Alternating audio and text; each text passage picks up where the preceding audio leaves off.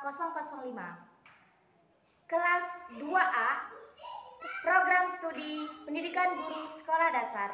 Baik, di sini saya akan menjelaskan mengenai hakikat pendidikan kewarganegaraan dalam mengembangkan kemampuan utuh sarjana atau profesional. Yang pertama, yakni konsep dan urgensi pendidikan kewarganegaraan dalam pencerdasan kehidupan bangsa. Nah, yang pertama itu secara etimologis. Secara etimologis, pendidikan kewarganegaraan berasal dari kata pendidikan dan kata kewarganegaraan. Nah, pendidikan berarti usaha dasar dan terencana untuk mewujudkan suasana belajar dan proses pembelajaran agar peserta didik secara aktif mengembangkan potensi dirinya.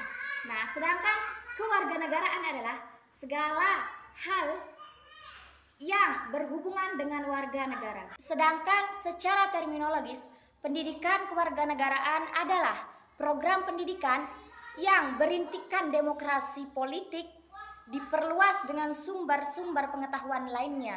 Nah, sedangkan secara yudiris, yaitu pendidikan kewarganegaraan dimaksudkan untuk membentuk peserta didik menjadi manusia yang memiliki rasa kebangsaan dan cinta akan tanah air. Yang kedua, yakni menggali sumber historis, sosiologi, dan politik tentang pendidikan kewarganegaraan di Indonesia. Secara historisnya, pendidikan kewarganegaraan di Indonesia awalnya diselenggarakan oleh organisasi pergerakan yang bertujuan untuk membangun rasa kebangsaan dan cita-cita Indonesia merdeka. Sedangkan secara sosiologis, pendidikan kewarganegaraan Indonesia dilakukan pada tataran sosial, kultural oleh para pemimpin di masyarakat yang mengajak untuk mencintai tanah air dan bangsa Indonesia. Sedangkan secara politis, pendidikan kewarganegaraan lahir karena tuntunan konstitusi atau Undang-Undang Dasar 1945 dan sejumlah kebijakan pemerintah yang berkuasa sesuai dengan masanya. Selanjutnya yakni membangun argumen tentang dinamika dan tantangan pendidikan kewarganegaraan. Suatu kenyataan bahwa pendidikan kewarganegaraan atau PKN telah mengalami beberapa kali perubahan, baik secara tujuan, orientasi, substansi materi, metode pembelajaran, bahkan sistem evaluasi. Semua perubahan tersebut dapat teridentifikasi dari dokumen kurikulum yang pernah berlaku di Indonesia sejak proklamasi kemerdekaan hingga saat ini. Status warga negara dapat meliputi penduduk yang berkedudukan sebagai pejabat negara sampai dengan rakyat biasa. Tentu peran dan fungsi warga negara berbeda-beda, sehingga sikap dan perilaku mereka dinamis. Oleh karena itu, maka kuliah pendidikan kewarganegaraan harus selalu menyesuaikan atau sejalan dengan dinamika dan tantangan sikap serta perilaku warga negara dalam kehidupan bermasyarakat, berbangsa, dan bernegara. Selanjutnya yakni mendeskripsikan esensi dan urgensi pendidikan kewarganegaraan untuk masa depan.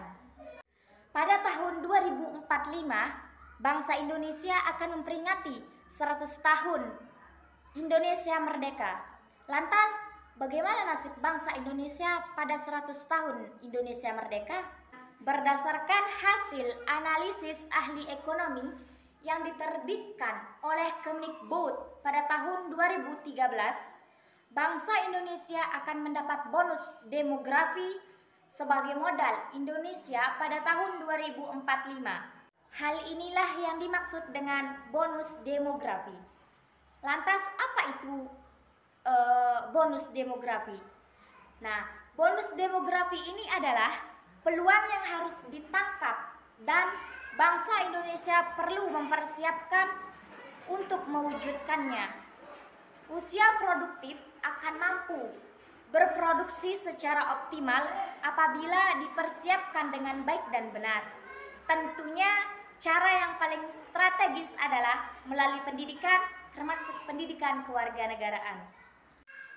Jadi teman-teman, kesimpulannya di sini ialah konsep warga negara Indonesia merupakan warga negara dalam arti modern, bukan warga negara seperti pada zaman Yunani kuno yang hanya meliputi angkatan perang, artis, dan bahkan ilmuwan.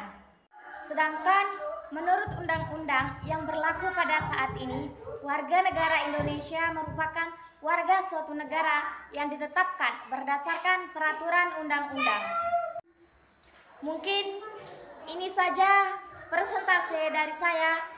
Kurang dan lebihnya saya mohon maaf. Wabillahi taufiq wal hidayah. Wassalamualaikum warahmatullahi wabarakatuh.